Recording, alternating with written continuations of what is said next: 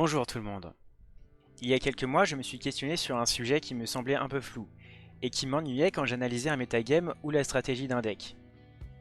En effet, la principale façon de parler rapidement d'un deck ou d'une stratégie est de déterminer son macrotype, et une façon de parler d'un metagame est de le trier par macrotype.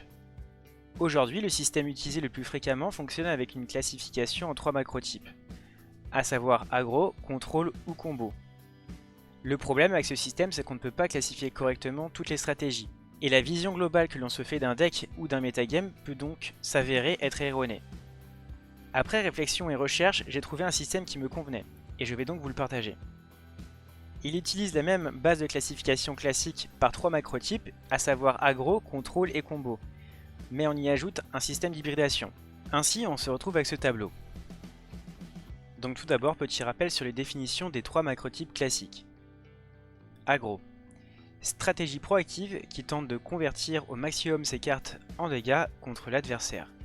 Une première stratégie consiste à jouer des créatures et à attaquer, tandis qu'une deuxième consiste à jouer des sorts faisant directement perdre des points de vie à son adversaire.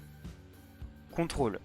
Stratégie dont l'objectif est de ralentir le déroulement de la partie afin d'installer une guerre d'attrition basée essentiellement sur du card advantage. Combo. Stratégie basée sur une forte interaction entre deux cartes ou plus, que l'on appelle combinaison, qui permet de gagner la partie instantanément, qui mène à un très fort avantage quasi synonyme de victoire pour le joueur.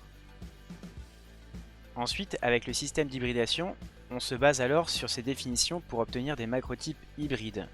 L'ordre des macrotypes sont ici très importants. Le premier macrotype indique la stratégie qui sera considérée comme principale, et la deuxième sera considérée comme secondaire. Aggro-contrôle, stratégie qui consistera à poser rapidement ses menaces puis à les protéger pour gagner rapidement. On appelle généralement cette stratégie tempo. Contrôle aggro, stratégie disruptive en début de partie, puis qui posera ensuite ses menaces pour terminer la partie. Cette stratégie est plus connue sous le nom de mid-range. Combo aggro, stratégie qui consiste à rassembler une combo, puis de passer sur un plan aggro quand le premier plan ne fonctionne pas. Aggro combo, stratégie dont le but sera d'agresser puis réserver une combo si la partie s'éternise ou qu'une possibilité permet de tuer instantanément l'adversaire. Contrôle combo, stratégie qui commencera par ralentir la partie puis en essayant de la clore avec une combo. Combo contrôle, stratégie qui consiste à essayer de mettre en place un combo tout en contrôlant son adversaire. Elle ressemble à tempo, sauf qu'ici le but n'est pas de menacer les points de vie de l'adversaire, mais de le menacer d'une combo. Aggro contrôle combo, stratégie rare qui consiste à avoir un plan agressif, souvent avec des créatures, avec un panel d'outils suffisant pour contrôler le jeu, et dans le même temps d'avoir la possibilité de rassembler des pièces d'un combo synergique. C'est ainsi qu'avec ce tableau, aucun deck ne peut être mal classé. Maintenant que l'on a vu la classification des decks en macrotypes, je vais vous parler d'une notion importante à prendre en compte quand vous analysez un deck. Puisque déterminer le macrotype de celui-ci ne suffira pas toujours à comprendre comment est-ce qu'un deck va se comporter dans tous les match-ups. Cette notion est Was the Beatdown de Michael Flor, que l'on peut traduire par qui est l'agresseur. L'une des erreurs les plus communes en tournoi est l'affectation de qui a le rôle de beatdown et de qui a le rôle du contrôle dans une partie. Car le joueur qui s'est mal attribué son rôle sera probablement le perdant. En effet, si on prend l'exemple de deux stratégies similaires qui se rencontrent dans une partie, l'une d'elles va devoir prendre le rôle de beatdown et l'autre le rôle de contrôle. Il est donc très important de prendre en compte cette notion quand vous jouez un deck et que vous essayez de comprendre les match-ups, puisqu'un deck catégorisé comme aggro n'est pas synonyme que vous devriez toujours être l'agresseur.